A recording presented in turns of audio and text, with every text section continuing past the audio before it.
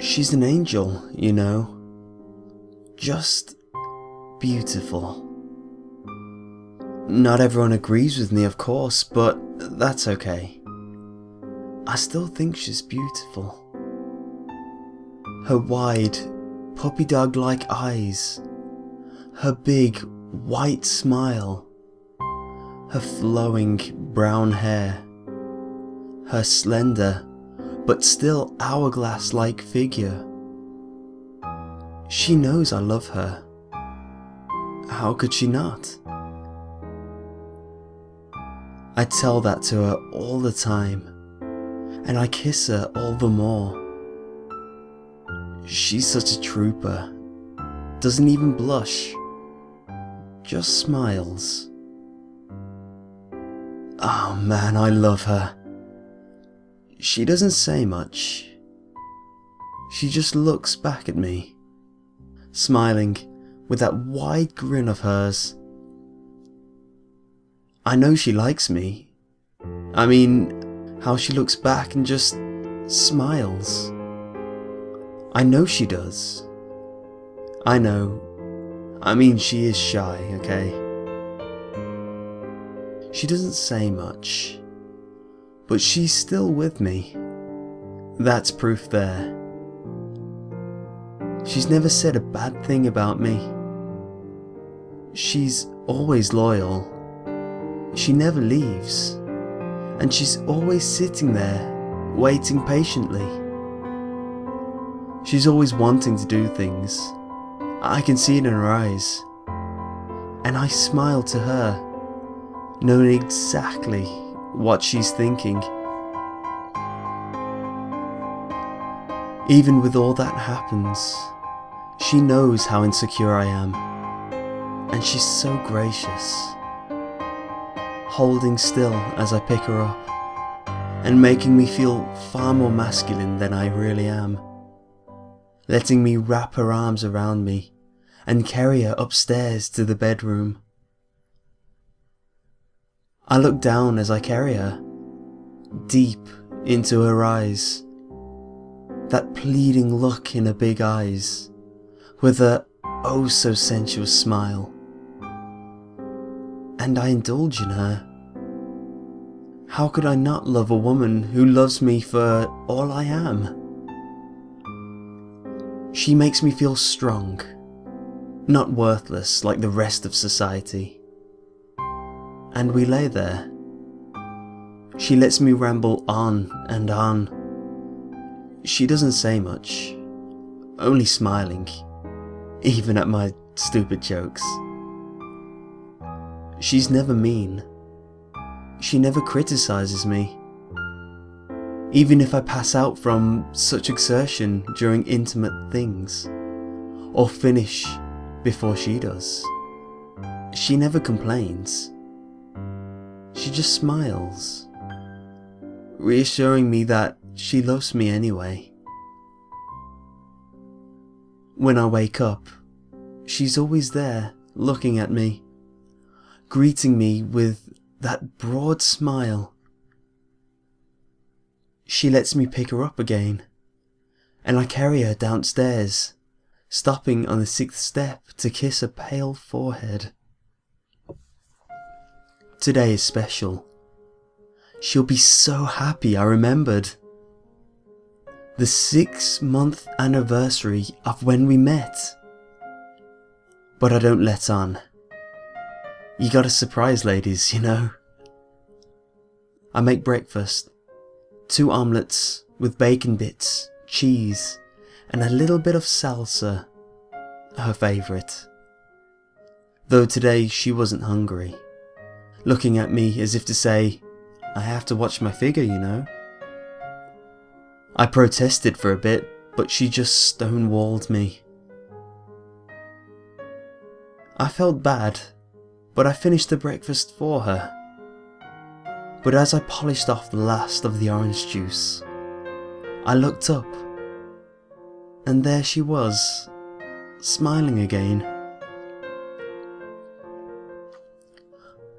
Oh, my heart. We're going to the park today, where I met her. I know that she doesn't like going out much, but I figure she can bend given the occasion. Besides, she loves me, and I love her. I'm more than happy to step a little out of the comfort zone. I walk her to the car and open the door for her, and as I help her in, her head turns to face me. Her gaze meeting mine. I kiss her passionately and say, "It's a good surprise, I promise. It's for you. I remembered today." She smiles back as I buckle her seatbelt and close the door. We head out an hour before noon. A quick 20-minute drive to the local forest park. It was a cold day. Not cold enough to snow, though the ground was still blanketed white from 2 days ago. I parked the car and got out, walking around to open her door, unbuckle her, and help her out. She smiled as her head turned to face me. She lets me do everything for her. She knows that I love caring for her, and she makes herself feel so vulnerable just so I can be the big macho boyfriend for her.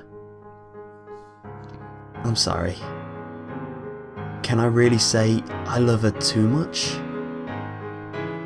I place her hand in the crook of my arm and help her up, closing the door behind her.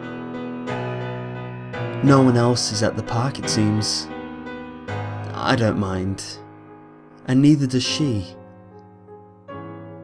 Today can be our special day, our special moment. Just us two. I walk with her down the main trail, detouring off one of the branches in the path. Massive evergreens stretch towards the sky, so densely gathered that even the sparse needles and firs nearly create a canopy to rival the rainforest. I detour again, this time off the path. She and I dodging the massive trunks as we weave among the titanic arbor. I pause and look at her. She's looking ahead, unblinkingly at one tree, to whom anyone else would carry no significance. She was smiling. I turned to her and just uttered, "You remember it too." I walked with her up to the tree, my eyes welling, overcome with a combination of love and nostalgia. Indeed, it was this tree, as there was little clearing in front of it. A mere few feet by a mere few feet. Just as I remember from 6 months ago. I helped her down, and we leaned against the giant Douglas fir together. We sat a while, and I looked to her. I leaned over, turning her head to mine, and kissed her. "You remember it too, how I found you here," I said.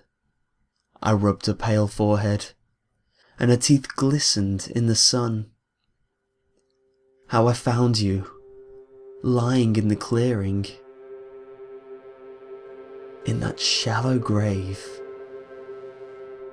I reached around her ribs and pulled her closer to me, carefully ensuring not to tear the decayed tendons and ligaments that held her legs together.